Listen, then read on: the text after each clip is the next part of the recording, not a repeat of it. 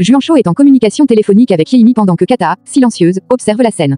Lorsqu'elle lui propose de sortir, Juancho ment pour se justifier, il prétend qu'il allait justement partir pour rencontrer un fournisseur, dans l'espoir d'apporter du travail au studio. Il tente de détourner l'attention en lui disant qu'il lui préparera un délicieux dîner. Pendant ce temps, un détective surveille Charlie et prend des photos de lui. Mais Lucio surgit, monte dans sa voiture, le menace et l'enlève. De leur côté, Vanessa et Pité se retrouvent. Pité propose qu'elle parle en premier, mais Vanessa insiste pour que ce soit lui. Finalement, elle prend la parole, très sérieuse. Elle lui annonce qu'elle préfère qu'ils ne se voient plus, du moins pour un moment. Pité est bouleversé et incompréhensif, surtout après leur baiser à l'hôpital. Vanessa tente de s'expliquer, elle était confuse, heureuse de le voir, mais elle affirme qu'ils n'ont rien en commun. Pité refuse d'y croire et pense que c'est à cause des menaces de Ruko. Vanessa nie, ce n'est pas la peur qui la motive, mais le fait qu'ils n'appartiennent pas au même monde, au même niveau social. Pité, profondément blessée, pense qu'elle ne pense pas ce qu'elle dit. Vanessa s'excuse mais confirme sa décision. Plus tard, Vanessa arrive en larmes auprès de Ligia, qui lui demande ce qui se passe. Vanessa lui annonce qu'elle vient de rompre avec Pité. Ligia est choquée, surtout parce qu'elle sait qu'ils s'aiment. Vanessa tente d'expliquer que rester avec Pité pourrait lui faire du mal. Ligia la rassure, ce n'est pas à elle de porter la culpabilité de l'agression de Pité. Ce n'est pas elle la coupable, mais bien Ruko. Elle insiste, on ne doit pas changer sa vie à cause de la violence des autres. Pendant ce temps, Juancho remet à Tami une carte d'identité et une signature. Ils sont discrètement suivis par Kata, qui observe la scène à distance. En voyant la signature, Tami réalise qu'elle est identique à la sienne. Bouleversée, se traite d'idiote, et pense être en plein délire. Juancho tente de la raisonner, elle doit continuer à chercher la vérité, peu importe ce qu'elle découvre. Kata envoie un message à Juancho pour lui demander où il est. Il répond qu'il est occupé et qu'il revient dès qu'il a terminé. En larmes, Kata descend de la voiture et retourne à l'hôpital. De son côté, Yeimi discute avec Juancho. Elle est perdue, ne sait pas quoi faire pendant cette semaine d'attente. Elle lui confie son intuition, elle sent que RIC est peut-être son fils. Elle insiste, depuis le début, elle ressent une connexion très forte avec lui. Elle demande à Juancho ce qu'elle doit faire si c'est vrai. Juancho lui conseille d'essayer de rester calme. Yeimi finit par lui proposer d'aller boire un verre, mais se ravise, pensant qu'il a d'autres priorités. Elle veut s'occuper l'esprit. Kata arrive alors à l'hôpital et affronte frontalement Juancho. Elle est furieuse, exige de savoir ce qu'il fait là. Elle reproche le manque de clarté, pensant encore qu'il se passe quelque chose entre lui et Yeimi. Yeimi, calme, tente de l'apaiser. Mais c'est à ce moment-là que Yeimi révèle la vérité, il y a une possibilité que son fils, supposé mort, soit en vie. Kata est bouleversée, prend conscience de l'enjeu, et accepte de partir avec lui pour en savoir plus. Pendant ce temps, Lucio torture Restrepo, le détective. Il le frappe pour obtenir le nom de celui qui l'a engagé. Restrepo finit par avouer, c'est une femme, l'épouse de Charlie, Rema. Lucio, furieux, appelle Charlie pour l'informer de la trahison. Charlie s'en amuse, disant qu'il avait déjà des soupçons. Il demande à Lucio de lui obtenir tout ce que Restrepo a collecté, photos, vidéos, preuves. Ensuite, il précise qu'il veut le neutraliser, mais que seul Rema doit être au courant de cette affaire. Charlie termine la conversation en lui disant de mettre en garde Restrepo, si jamais il recommence, ce sera la fin pour lui. Charlie confie à Axel, agacé, qu'il vient de découvrir que Rema l'a fait suivre par un détective. Il est hors de lui. Axel est choqué aussi et partage son indignation, cette femme a franchi toutes les limites. Charlie, énervé, dit que ce genre de comportement devient une habitude avec elle. De son côté, Tami explique à Kata qu'elle veut comparer son ADN avec celui du garçon supposé être son fils pour en avoir le cœur net. Mais Kata est bouleversée de ne pas être tenue au courant. Elle craint le pire. Tami tente de la rassurer, c'est elle qui a demandé à Juancho de garder le secret, pour ne pas s'effondrer s'il s'avère que ce garçon n'est pas son fils. Kata est blessée de se sentir écartée. Tami lui demande de garder le silence sur cette affaire. Kata accepte mais fait comprendre qu'elle se sent trahie. Elle pense que tout ça dépasse l'entendement, surtout à l'idée que le frère de Charlie pourrait être impliqué. Juancho et Kata quittent les lieux ensemble. Pendant ce temps, Restrepo, blessé, appelle Tami. Il lui raconte que Charlie a découvert qu'il le suivait et a envoyé Lucio pour le capturer et le frapper. Il a failli ne pas s'en sortir. Tami, paniquée, lui demande dans quel hôpital il était promet de venir immédiatement. De son côté, Vanessa discute avec Irma. Elle lui demande comment ça se passe avec ses parents.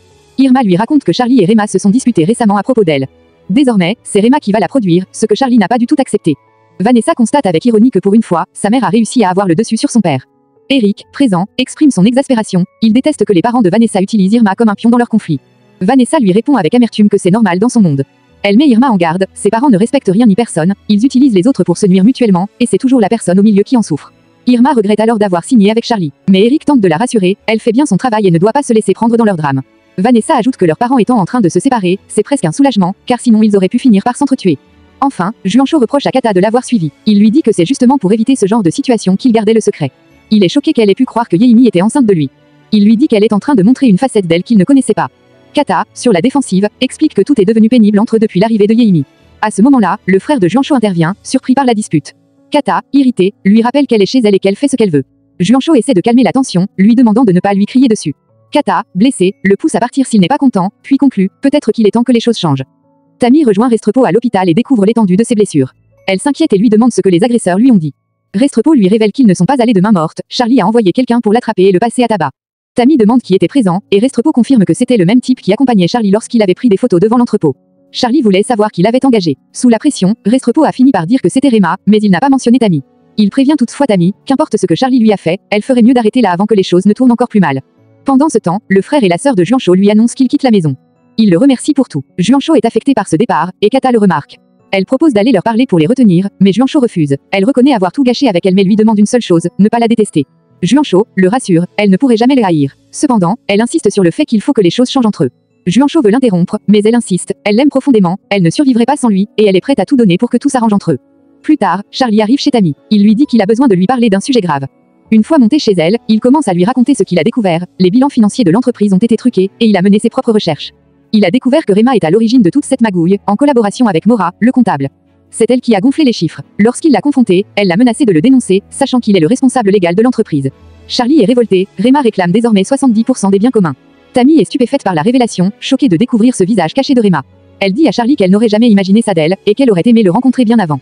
Soudain, dans un moment d'intimité et de complicité retrouvée, Charlie embrasse Tammy. Elle le freine un instant, puis va dans la salle de bain se maquiller. Charlie l'attend. Quand elle revient, ils passent un moment ensemble. Tammy semble profiter du moment, tout en activant une alarme sur son téléphone comme partie de son plan. Peu après, elle fait semblant de recevoir une photo de Charlie avec Carolina. Elle accuse Charlie d'avoir été infidèle. Il tente de se défendre, affirmant que c'est un montage, un piège tendu par Rema. Il nie toute liaison, mais Tammy le coupe froidement, ce qu'ils avaient terminé. Elle affirme que, pendant qu'il prétendait protéger sa famille, il couchait avec une autre. Charlie tente encore de se justifier, mais elle le met à la porte. Dès qu'il est parti, Tammy éclate de rire, satisfaite d'avoir réussi à le piéger. De son côté, furieux et humilié, Charlie appelle Axel et lui demande de venir, avec des filles. Vanessa avoue à Eric qu'elle a rompu avec Pité. Eric est surpris et triste pour son ami. Il trouve injuste que leur séparation soit à cause de Ruko. Vanessa explique que ce n'est pas seulement à cause de lui, Pité est très gentil, mais elle ne veut pas être en couple, elle ne veut pas lui faire du mal. Eric essaie de la rassurer, disant que l'amour peut être beau malgré tout. Mais Vanessa reste pessimiste, elle ne croit pas en l'amour, surtout en voyant l'exemple de ses parents. Pour elle, mieux vaut rester seule. Pendant ce temps, Charlie, profondément blessé, tente de noyer son chagrin. Il rejoint deux filles et se laisse aller à une nuit de débauche. Axel remarque l'état de Charlie, complètement abattu après sa dispute avec Tammy. Il comprend que Charlie cherche à oublier, mais insiste, il connaît Charlie, ce n'est pas son genre. Charlie lui avoue que pendant qu'il était avec Tammy, celle-ci a reçu une photo de lui au lit avec Carolina. Il pense que Rema en est responsable et affirme qu'elle veut ruiner sa vie. Pour lui, le mieux qui pourrait lui arriver, ce serait que Rema disparaisse pour de bon. Eric, de son côté, reste pensif devant une photo de Yeimi. Il la montre à Vanessa et dit qu'il la trouve très jolie. Vanessa confirme, mais remarque qu'il ne lui ressemble pas. Eric insiste, quelque chose en lui dit que c'est bien sa mère. Il aimerait en savoir plus, mais Vanessa pense qu'il ferait mieux de se contenter de ce qu'il sait déjà. Eric n'est pas d'accord, il veut connaître la vérité. Tammy, chez elle, relit d'anciennes lettres de Juancho. De son côté, Catalina s'excuse auprès des frères et sœurs de Juancho pour ce qui s'est passé la veille. Ils acceptent ses excuses, expliquant qu'ils avaient déjà prévu de partir. Plus tard, Catalina confie à la sœur de Juancho que lui et elle prévoient d'avoir un bébé. Pité, toujours déprimé, reçoit le soutien d'Eric, qui lui propose de sortir. Mais Pité n'a envie de rien. Il confie que Vanessa l'a quitté en lui disant que c'était pour son bien, mais lui n'a pas pu répondre. Il se sent vide. Eric tente de l'encourager, malgré tout, il croit encore en l'amour. Tammy demande à Juancho comment s'est terminée son histoire avec Kata. Juancho lui explique que cela s'est si mal passé que même sa sœur et son frère ont quitté l'appartement. Il se sent triste, car pour lui, ils seront toujours ses petits. Tammy propose de parler à Kata, mais Juancho refuse, préférant parler d'elle. Quand Tammy lui révèle qu'elle a rompu avec Charlie, Juancho est ravi. Elle lui confie qu'elle a piégé Charlie avec l'aide d'une photo truquée et qu'elle a adoré le voir mal. À l'hôpital, Kata parle avec son médecin. Elle est en pleine période d'ovulation et souhaite tomber enceinte. Le médecin lui confirme qu'elle est en bonne santé et lui rappelle de suivre le tableau d'ovulation. Axel confronte à nouveau Charlie, qui est toujours dans un état lamentable. Il essaie de comprendre pourquoi il souffre autant. Charlie répond qu'il n'y a que les femmes qui peuvent le faire souffrir comme ça. Mais soudain, Tammy arrive. Charlie court vers elle et tente de s'expliquer, il reconnaît ses erreurs, affirme qu'il était perdu et sous pression. Mais Tammy ne veut rien entendre. Elle lui dit clairement qu'elle ne veut plus rien savoir. Peu après, Rema réunit toute l'équipe. Elle annonce qu'il y aura des changements majeurs dans l'entreprise, dans tous les secteurs, comptabilité, production, administratif, mais aussi artistique. Elle parle de cette nouvelle phase comme d'une grande opportunité pour tous. Axel revient à la charge auprès de Charlie, il pense que c'est bien Rema qui a envoyé la photo à Tammy. Charlie se demande si Tammy n'était pas déjà au courant, vu leur proximité.